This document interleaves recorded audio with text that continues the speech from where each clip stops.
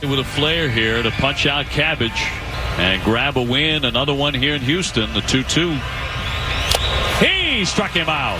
Blew it right by him.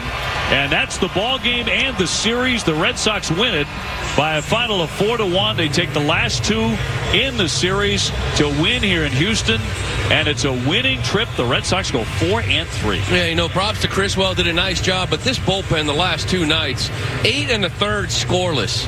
Absolutely fantastic. You've been looking for that for a while, and you got to give them the last two wins. Absolutely. Jarren Duran, tremendous series. His energy, his hustle, team-wise, stay focused, stay locked in, and this group right here can do some fun things.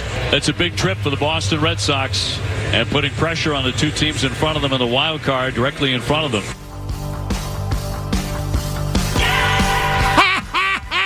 Here's something you don't see every day, Kevin Majori. Jared Carrabis, here's something you don't see every day. Yeah, Mazz, you don't believe in the Red Sox. In 2013, Mazz, you didn't believe until September.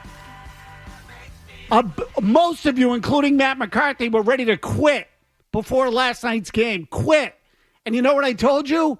It's not over yet because they're starting to pitch better. If they can actually win these last couple of games, they're right back where they were. That's what I said, Jared. What did you say after the last Astros series, Tony? I said they got their ass kicked. I never said they were out of it and they were dead and buried. You said they got exposed. They did get exposed. In the last couple of days, they put their clothes back on. Series victory. So there you go. Now, they should have swept. Agreed. Okay, they should have swept. But I didn't even think of it in the terms that Dave O'Brien just said right there, which is completely legit. Baltimore and Houston, they went 4-3. Pass. I said this after the Orioles series, that it was a fail because they lost ground, which is true. I thought that was a fail. They needed to, you can't go and split a 4-game series when you're fighting for a playoff spot.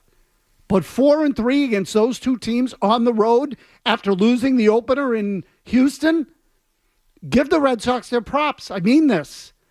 Two gritty, gutsy wins. I thought they had no chance today. So to win these two games. Why? Against a returning Verlander? Yeah, because I just don't believe in Cooper Criswell. I don't. Against that lineup especially. Sure. I don't believe in him. But you know what? Again, I was wrong. So he gave up the home run to Bregman early. The Red Sox came back, took the lead, won the game. The bullpen closed it out. And that is Jared Carrabis here. I should mention Jared Carrabis of Underdog Fantasy, presented by Blue Moon Belgian White. Be sure to relax and enjoy the ball game with Blue Moon Belgian White. That's Blue Moon, born in a ballpark, brewed for baseball. So I assume I know how you feel. You have to feel good about this. I'm almost in shock. It's not that I feel good. I'm not going to sit here and say I told you so because I didn't tell you so. I think it's a little dramatic to say that the Red Sox took 2 out of 3 and it almost feels like they lost the series.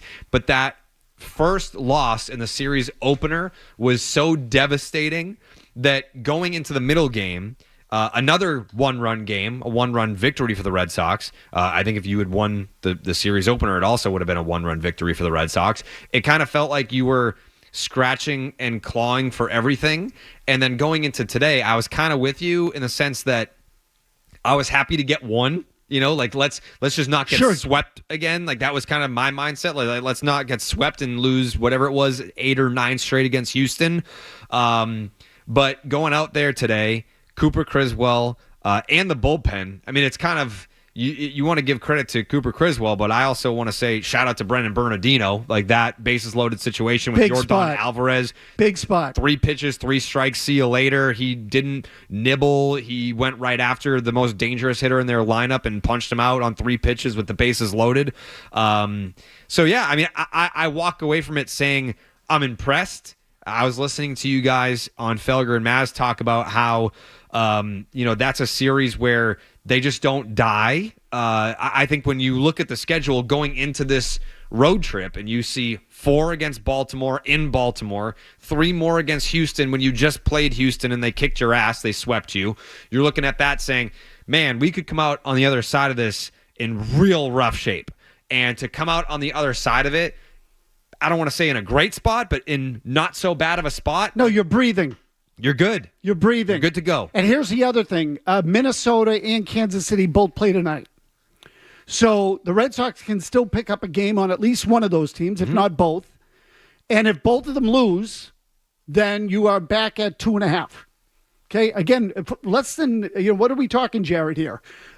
Basically, 24. They've won 2 games in 24 hours. So 24 hours ago at this time, they were 4.5 out. They were the most, I think, that they've been out of a wild card spot all year at that point. Okay, they were 4.5 out 24 hours ago. Correct. It is now down to 3, pending another half game tonight. Now, if Kansas City and Minnesota win, then it's 3.5. Okay, whatever. But to your point, it could have gone the other way. So I think these last 24 hours really important. I can't say this enough about today's game. I just thought day game, end of the road trip, and I know Verlander hasn't pitched. I understand all that. Criswell against the Astros in Houston. I'll take the Astros every time.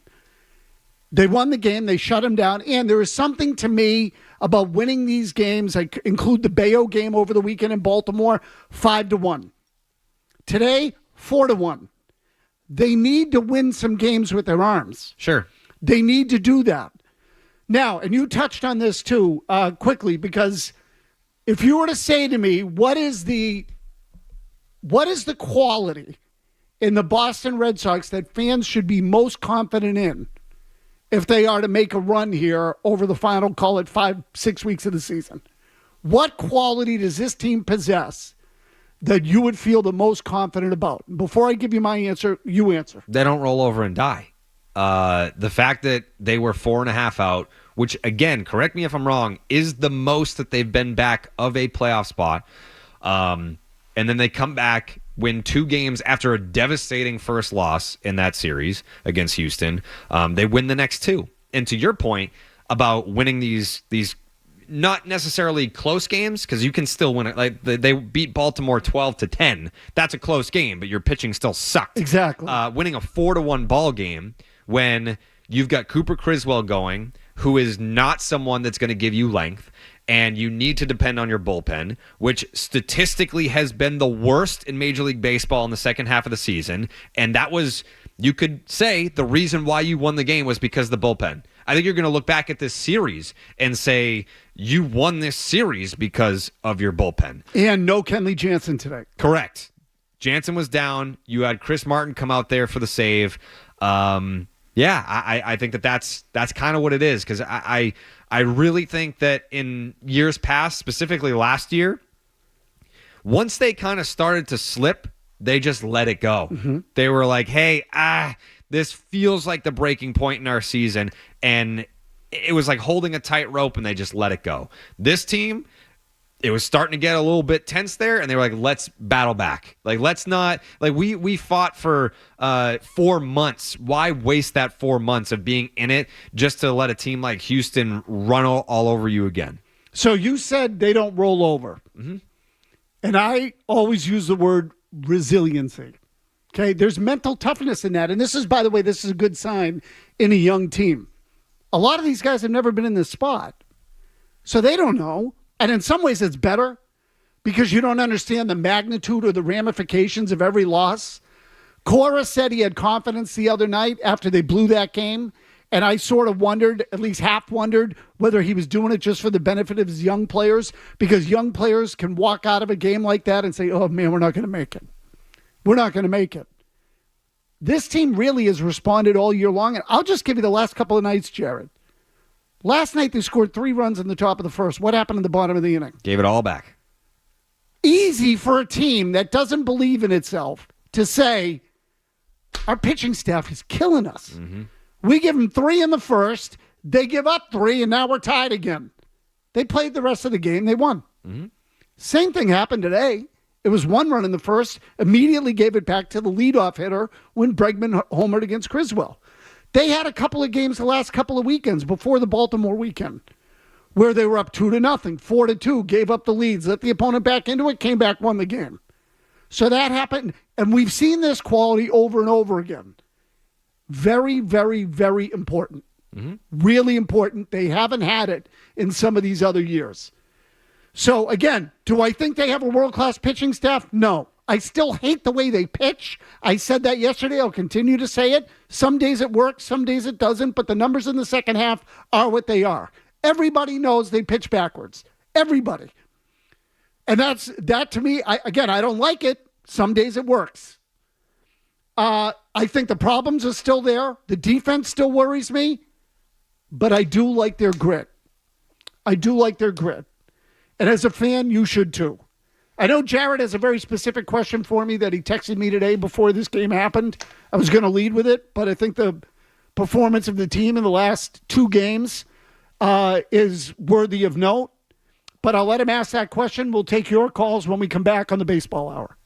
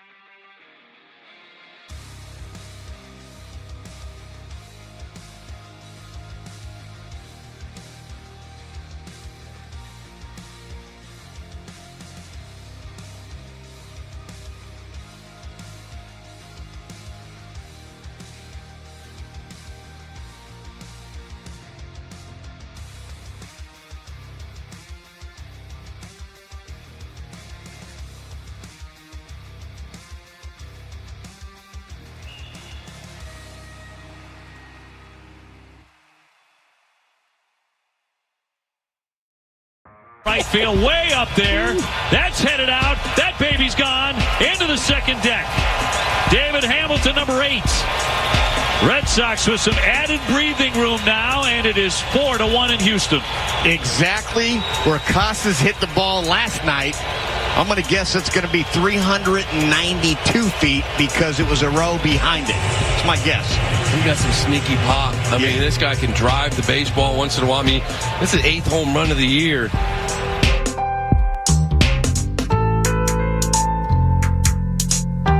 David Hamilton, big home run. 9th inning, 3-1 to 4-1. That was the difference. I thought that extra run for the Red Sox was huge. Huge. Do you understand the music, Jared? Do you know what the music is? No, I don't. Mike, what about you? Mike the photog? Shaking his head. He's got no clue. Majori, you have any idea? Is this that Broadway play, Hamilton? Very good. Okay. Very good. The fact that you thought I would know a Broadway play music is crazy. Want to be in the room where it happens, the room where it happens. I've never seen it, by the way. Just know. Oh, you would like the music. Music's out of this world. Hamilton. From Hamilton. There you go. Oh, yeah. Get it? Yeah, now, yeah. Okay, there you go. David Hamilton, 8th home run of the year, turned a 3-1 game into a 4-1 game. We will get to your calls, and then Jared will ask me his big question that he wanted to ask me before the game today. The Red Sox then won, which sort of kind of trumped that, but the question still applies. Charles in Connecticut. Charles, go ahead. Hey, great to be on the air. First call today. Jared, the alternative broadcast on Nesson, it's so much better than the flashback of you guys of what used to sit on that black curve couch of Sealy Godwin and Emerson Loiza, both of them out of the business. You have to do a lot more shows to erase that bad memory in my mind. I love Emerson, by the way. He's a good guy, but the show is just horrible. It was unwatchable. Tony, can you really think the Kansas City Royals can stay this hot this long? They just playing way too good. Yeah, so Charles, here I'm going to stop you there just because we get other people on the line. Here's what I would tell you. Do I trust the Kansas City Royals to make the playoffs? No. Do I trust the Minnesota Twins to make the playoffs? Maybe, but not really. Do I trust the Red Sox to make the playoffs? No. But 2 out of those 3 teams right now are going to make it. Okay, so why not the Red Sox? You telling me the Red Sox can't finish ahead of one of those 2 teams? Of course they can. Of course they can. I don't have any more faith in Kansas City than I do Boston or Minnesota. I sort of throw them all in the same pile, Jared. I don't think that they belong in the same pile, and that's kind of... Why not? So I think it's a good segue into my question, right? Yes. So the question to you wasn't so much, do you think the Red Sox should make the playoffs? It was, do you think the Red Sox belong in the playoffs? The way that I worded it was because, and you're talking about the Twins and you're talking about the Royals here, after today, and I know the Twins and the Royals have not played yet today, but I don't think that there's going to be that much movement in this regard. But you have, in the second wild card spot, is the Royals, who are a plus 107 run differential. Here we go. Run differential. I love this one, Majori. I bet. So I want to say Felger, actually, I triggered with this in like 2015. It was 15 or 16, and Felger blew a gasket because I was talking about run differential. What about the win-loss total? Because it tells more of a story. And I'll continue. The Royals, plus 107. The Twins, plus 66. The Red Sox, plus 28. Okay. So it just tells you that they are not in the same tax bracket. And so, but I'll give you an extra caveat here, Tony. Okay, go.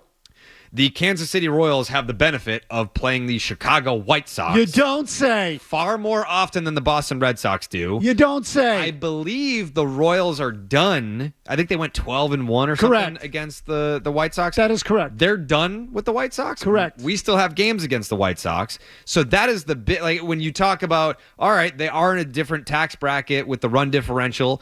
I think a lot of that is heavily aided by their division getting to play the White Sox as many times as they do. Yeah. It's a little inflated. I will give them the nod that they are slightly better than the Red Sox. In head-to-head competition, the Red Sox have taken 2 series from that Royals team, 2 out of 3 both times. Yep. But that's all to say that, yeah, I think the Red Sox belong. And I think that there is a gap because we don't get to play the White Sox as much. Okay, so thank you for saying that. That's the separator. So did you look up the run differentials of those two teams against the White Sox?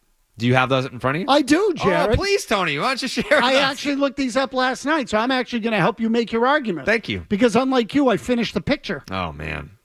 Minnesota against the White Sox. First of all, they both went 12-1. There you go. Both teams 12-1 against Chicago. Mm-hmm. Minnesota plus 43. What are they overall? Plus 68? 63? 66. Okay, so again, plus 23. You take away the White Sox. What are the Red Sox overall? Plus 28. Okay, so even. Mm-hmm. Those teams are even. And Kansas City, you said, is a plus 102 or something? 107. 107. Okay, they are plus 40 against the White Sox. So let's chop that number down to 65. Mm-hmm. Now, is that better than the Red Sox? Yes, but not so mind-blowingly better. Correct. That you say you can't beat them. So this is my point. Well, they have beaten them. Okay, and here's the other part of it. The Red Sox just got Casas back. Mm-hmm. O'Neill is back. The pitching is starting to turn in the right direction again. They're so going to get Slayton back. even if it's a hot streak with Hendricks the pitching, is coming. Okay, even if it's a hot streak, you'll be able to milk that for something. Those three teams to me are close. They're close. So if you ask me today, do the Red Sox belong in the playoffs? My answer would be, well, no, because they're behind. I mean, they've played a lot of games. The other two teams, just by that little measure, have been a little bit better. Have you looked at the Royal schedule? But you can make that difference up over the final 37 games. You can make that up. Have you looked at the Royals' remaining schedule? No, tell me. After this series with the Angels is concluded, they've got the Phillies, the Guardians for 4, the Astros for 4, the Guardians again, the Twins, and then the Yankees. And that takes them through about mid-September. Okay, so that's another thing. Kansas City and Minnesota have to play head-to-head. Yeah. If the Red Sox, so someone's going to lose. So if the Red Sox can just keep winning. Yep. And I don't mean every game. I'm just win series. Series, yeah. You'll make up a game every series or a game every other series, and you get into the final 2 weeks and you're playing for the spot still. People still get way too caught up in the Fangraphs playoff odds. We were mid 50, like call it 55% to start the second half. Now it's somewhere in the 20s. 3 weeks from now, it could be right back up to mid 40s, and who knows? You still have another month to go. But that schedule for the Royals, I mean, there is most certainly a path. You don't have to break out your calculator and say, well, if you go this and they go that. Like, no, just look at the path that they have to take. You've already essentially run the gauntlet. They still have to do that. You just have to play what? 550 ball? We're not asking you to play 600 ball here. They're in it, Jared. I didn't even mention Trevor's Story. If they happen to get him back, it'll improve the defense, if nothing else. Yeah. Okay? Yeah, it will. You don't think that? You think that? No, because you'll put Raphael in center field. You'll be better up the middle. Yeah. You'll look like the team you looked like at the beginning of the year when they actually looked like they were starting to turn a corner defensively, Sure. and then Story went down. Let's take a couple of more calls. Sean in Colorado. Go ahead, Sean. Hey, first off, Jared, I got to correct you. You said earlier Kenley was down today. Kenley's never down. That's true. I'm pumped to be drizzling. Tonight. When's Tony getting a vote on the panel? That's true. And then finally, Continue. Please give Tony a vote. Okay, go ahead. What's he talking about on the Clark's Catch-Up Series MVP. Would you like to be a voter? Sure. Done. All right, done. What is that? That's Red Sox MVP or league MVP? It's after every series that they play, we vote on who the MVP of the series was? Yep. Well, this one's easy. Who is it? Jaron Duran. Okay. I mean, vote submitted. Okay, Jaron Duran. Are you going to be able to? Are you reliable enough? Like if the Red Sox play a game and it's a series finale, and I text you, "Hey Tony, who you got for your MVP?" You're going to be able to regurgitate that night. Yes. Every series finale. Well, I might be in bed, but yes. So you'll answer me. I will answer you. It might not be right away. I might have to wait till the morning. But Well, I can't wait till the morning, Tony. Well, then I'll text you. If you text me during the game, I'll text you before the game ends. Okay, done. Okay, Done. I'll give you my vote. Done. Martin in Texas. Go ahead, Martin. Hey, guys, I think it's just, you already know the answer I'm going to say, but I think it's all just going to depend if the pitchers, bullpen or starters can play more like they played the past 2 nights rather than how they played the past week and a half. That's going to be the only difference maker. If they play like today, they're in. If they don't play like the past 2 days, they're out. Okay, so Martin, look, these games generally, Jared, I think you'd agree, these games are an aberration still. They don't win many games 4-1, 5-1. They don't. They haven't. It doesn't mean they can't. Okay, and look, crazy things happen. Seasons change. You get into this time of year, the roster makeup's a little different, and the level of focus is higher, and then all of a sudden you're playing better. And let's face it, they don't have to win 95 games to get in. They just have to beat one of Kansas City and Minnesota. That's it. That is doable. Okay, that is doable. I say this all the time because I get frustrated when people write off seasons, write off teams, and play it out. Play it out. Just play. Keep playing. Nobody knows what's going to happen. What's his name for Minnesota, the pitcher who got hurt? The good guy, Joe Ryan. Yeah, Joe Ryan. I was just drawing a blank, Jared. Don't look at me like I have 3 heads. God. You were snapping, you were throwing out. I was like, what are we doing here? Joe Ryan went down. That changes a lot. Sure does. Okay, that changes a lot. Yeah. So, just keep playing. God. Jared and Taunton. Go ahead, Jared. I really like this optimistic Mazz. Jared, can I just tell you, I hate your name. Go ahead. What do you got? Two Jareds don't make a right. Exactly. But, I'm just really excited. I want to go on this optimistic Mazz, spin here.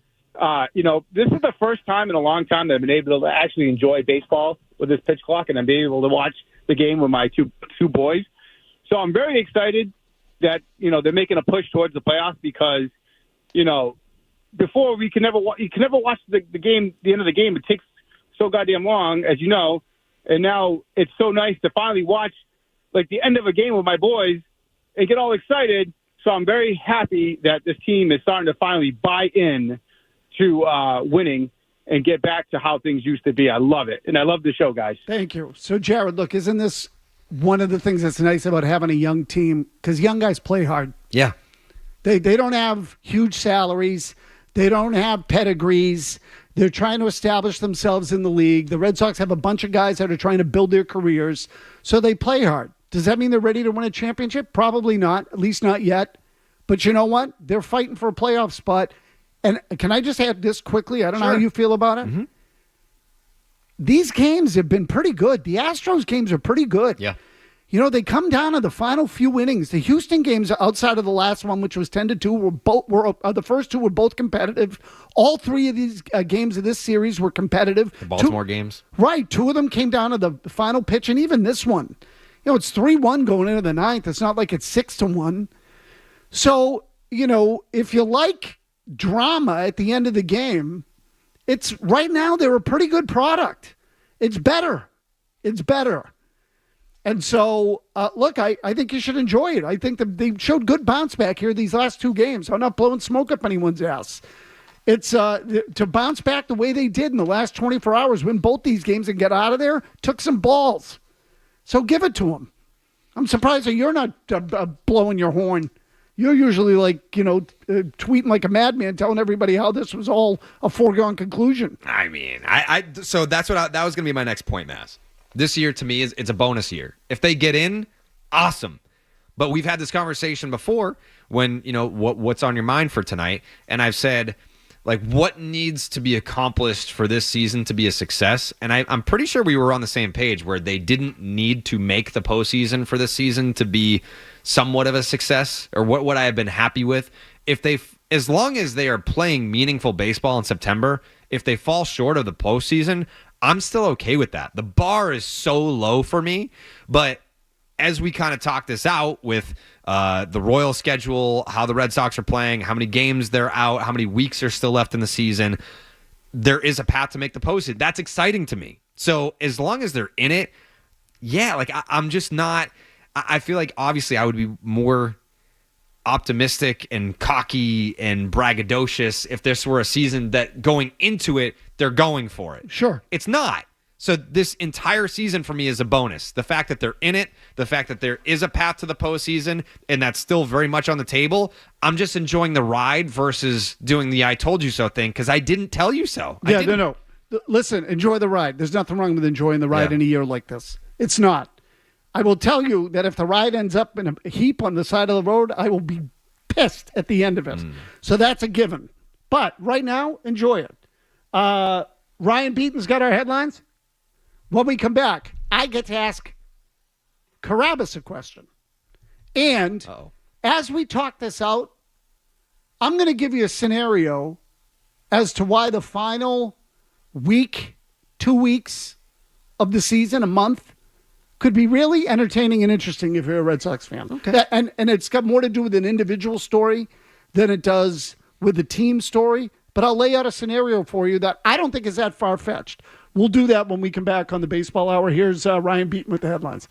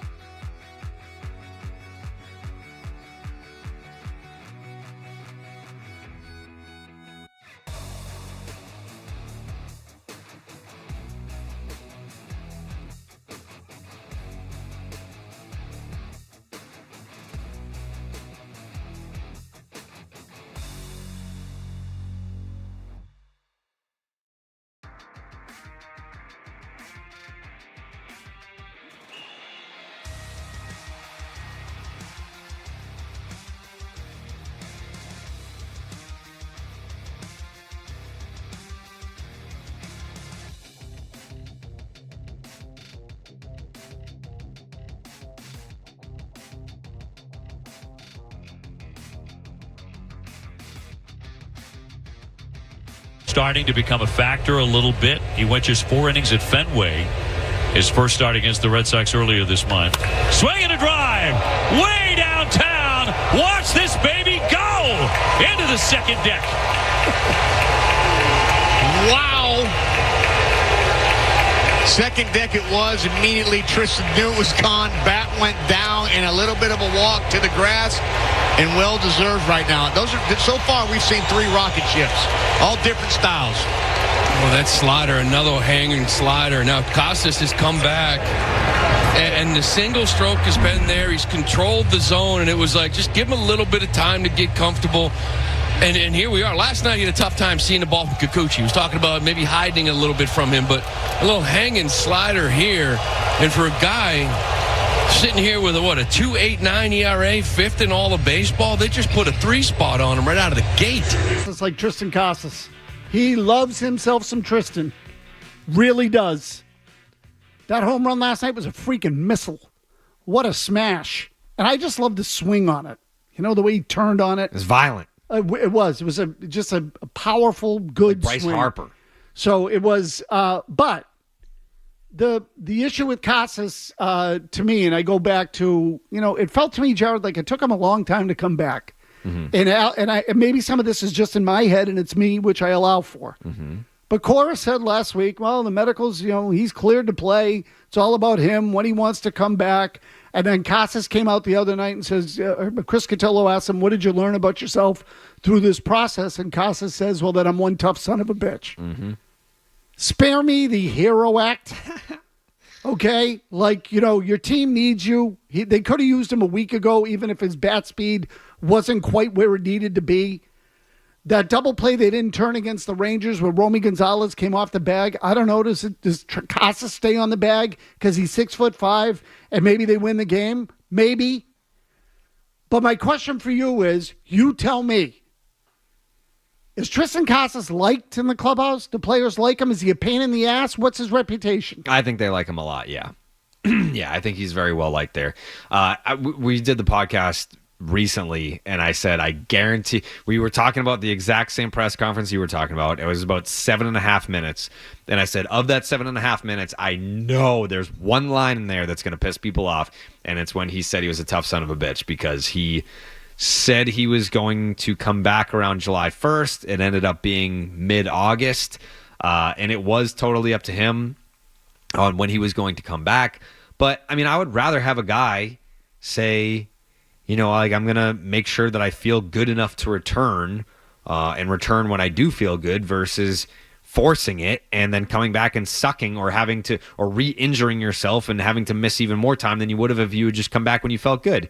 So I think the mistake was putting a date on it, which was entirely on him. He was the one that did that. The team did not do that. I think the team was a little aggravated that he did that in the first place, because now it's going to come off as you're behind schedule if you don't come back by July 1st, which was definitely the case. It wasn't even close. But I do think he's well liked. I think that there was... it's not the same as Manny, right? Like, Manny had antics where they put up with it because you knew he was going to hit 40 home runs, driving 120, and hit 300. With Casas, you haven't had that type of track record in the big leagues yet to get that pass. So I think Cora was probably a little aggravated when he's down in Worcester, he's rehabbing, he's playing in games, and then you've got the media asking, how do you feel? And he's saying, well, it felt like I got shot with a gun and stabbed, and like Cora's like, enough with that. Like, enough with that. I think if you got to a certain point where he's putting up Raffy type offensive numbers over the course of 5-6 years, say whatever you want, I guess, if you're going to go out there and do that. He hasn't done that yet. But overall, yes, I do think he's well liked. Okay, it's just like, dude, put a sock in it. Holy crap! Shut your pie hole. I don't need you to tell me how tough you are. And by the way, just so that you think I'm consistent on this, I thought Trevor Story took his time last year in the rehab. Like, there was a period of time there where I think they were eager for him to come back, and he's still, I don't have my timing. And I get it. He doesn't. Like, I don't blame him for that part of it. Come up and play defense. To me, there is value in being in the lineup. And I think baseball, in the baseball culture, in the sports culture, There's value in being in the lineup and on the field, even when you're not at 100%. It means something to your team. It just means something to the aggregate, even if you're compromised. And making a sacrifice can go a long way in that clubhouse. A long way. Dante in Linfield. Go ahead, Dante. Hey, guys. First of all, absolutely pound sand with this run differential stuff. But to go back to your question, do they deserve to be in the playoffs? I don't know how you can say they can't, right? They've shown some pretty concrete resilience throughout the year, right? And every time you think they're on the mat and they're down, they come back. I think this weekend more so than anything, right? I mean, they lost the first game of the series to Houston in like pretty bad fashion and bounced back and grinded through 2 wins here, right? The biggest thing they got going for them, right, is that Kansas City and Minnesota, they play each other, right? So if, a sweep is an ideal scenario that series, right? But as long as your pants don't come down, right, you're functionally going to pick up a game pretty much no matter what. Right. And, win, make it or don't make it. I think it's pretty firm that they deserve to be in the playoffs. They're one of the best teams in the league. They really are. Dante, can you expand on why you're so against run differential? Run differential, I mean, whether or not you run up the score in any particular game, really doesn't mean anything. In one game, right? but over 162, name me one team that's ever had the best run differential in the league and didn't make the playoffs. It's never. I don't know anybody's run differential. No, so it's not something I pay attention. No, and Dante, what it measures is potency, right? That's really what it is. It measures your power. And when I say power, I'm not talking about score runs. Can you limit runs scoring against you? Correct. It measures your potency as a team, and I'm not talking about home runs. And I mean, what is your what is your potential? You'll never hear me reference run differential for a week, a month, a series, but for the whole year, it absolutely does tell you something. Yeah, and by the way, in every sport, it does. Sure. Okay, the Celtics this year had one of the best run differential or the point differentials in the history of the league. They won the championship. Yeah. So I get it. I'm just telling you that they are where they are right now. It's about, if you want to talk about run differential, it's about the results from here on out. If the Red Sox can play better than the Royals and the Twins or the Twins heading down the stretch, they'll make the playoffs. Yeah. I don't know if I really want to punch up Stephen Fall River because I feel like people think I'm negative. Stephen Fall River is the most negative guy going, but I'm going to be nice. Go ahead. What do you got, Steve? I gave Michael his theme when I broke him in on WEE. As you know, you and him, remember, were over there, Tony. You realize that, right? Wait, you said you did what for Michael? I broke him into this medium when he was a rookie on the other station, working on the weekends, working with Steve Nelson on the Sunday show, and I was next. Steve, I'm going to let you go because your phone sucks, and frankly, you taking credit for Felger's success is kind of insulting, if you want to know the truth. Mm-hmm. So that's just my 2 cents on it. Yeah. You got anything you want to add before we go to break? I sure don't. Okay. Carrabis and I will wrap it up. After a very impressive series win by the Red Sox in Houston, yes, you are hearing me correctly. A very impressive 24 hours in which the Red Sox took 2 games from the Astros after a heartbreaking defeat on Monday night. We'll be right back with Tony Mazz, the Red Sox Bobo, right here on 98.5 The Sports Hub.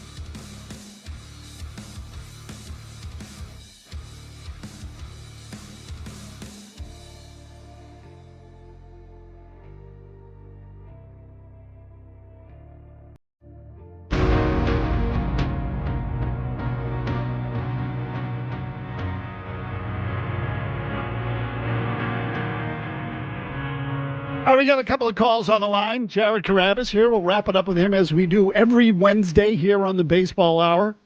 Jared's Joe Murray just walked in the studio. Jared's got his own personal film crew with him tonight. Oh, What are you doing? I forgot. I got to read something. Hold on. Talk. Okay. Anyways, so as Tony was saying, we do have a personal film crew here because we're working on a YouTube video. So check out the YouTube channel. For Underdog Fantasy That's on right. the YouTube channel. It's We got a little vlog a going. week in the life of Jared Carrabis. Yeah. Hitting all the stops. It's X-rated. Yeah, you can say whatever you want on there. Jared Carrabis porn videos. Whoa! Anyway, Friday night, our promotions director, Kelly Anderson, handed me this. It's an endeavor of hers, but if you're a baseball fan, it'll resonate with you as well. Friday night is Make-A-Wish night with the Boston Red Sox at Fenway Park. So this Friday, August 23rd, 7:10 p.m. versus the Diamondbacks, a portion of every ticket purchased through the special link for the Make-A-Wish Foundation will support Make-A-Wish Massachusetts and Rhode Island, and the buyer of the tickets will receive a Make-A-Wish themed Red Sox baseball hat. All you have to do is visit the event page on our website at 985thesportshub.com for more information and to purchase tickets through the Make-A-Wish link. And obviously, a terrific cause, Make-A-Wish. So let's squeeze in a couple of calls before we send Jared and his entire camera crew and posse on his way. James in Houston. Go ahead, James. Guys, great victory today. I got a good thing and a bad thing. The good, this young crew with Duran and Devers gives me very similar feelings to watching Bogarts, Betts, and Benintendi. I really think they're going to be exciting. That's the good news. The bad news, I was at the game today. Why, for the love of God, does Alex Cora have the infield in with the tying run on second base in the seventh inning? What was that about? You make the guy at home plate a 500 hitter. Who cares if the runner on third scores? You're up 2 runs. Okay, James, I'm going to let you go. Sorry to cut you off because, again, I didn't notice this. We were on the air during the game, but did that happen? They bring the infield in? I was probably in the parking lot at the time. Okay. Not something that really stood out to me, if we're being honest. So you know what? I can't speak on it. I'll look at it. It doesn't sound like something Cora would do.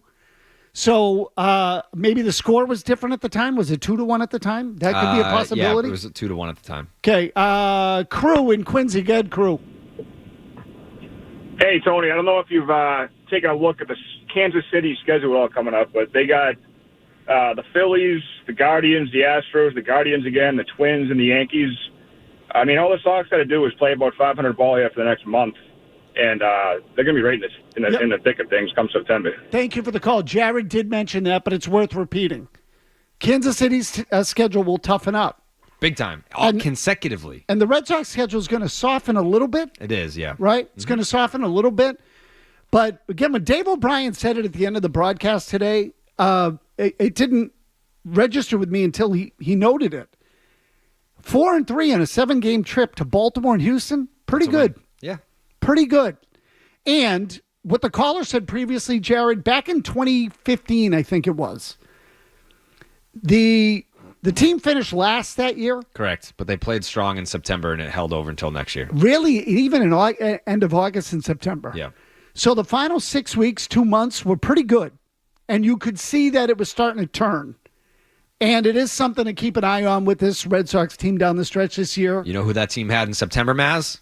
Who? Rich Hill. Oh, And good. he's Well, there you back. go. Oh, I knew I'd buried the lead. Remember I told you I'll give you a little thing that could happen in September that you'd go, ooh. Yeah. It's not like it used to be. I'll just give this to you quickly. Rosters expand, though, in the month of September. What is the one position that almost always gets called up in September? Because you like carrying an extra one. Catcher? Bingo. You want Kyle Teal up here? Why not? Yeah, sure. Bring him up. Why not? If you're going to add a third catcher, Teal hits left-handed. Wong's right-handed. Jansen's right-handed. You get into a situation where you pinch hit Jansen for someone and you have to burn him because they bring in a righty to face him. Kyle Teal. There you go. He has rocketed through the system in 1 year. Kyle Teal should be on the big league roster in September. I love the take. Okay. So I'm just going to throw that one out there. Beautiful. Jared, thank you. And your what's the word I'm looking for? Videographer. No. What do you call someone who like you're not your chronicler? Your historian. Documentarian. Documentarian. Yeah. Thank you, Guy Mike, for documenting your life for us. He's documenting your life right now. Well, mine doesn't need to be documented. It's really not that special. Ryan Beaton's got your headlines.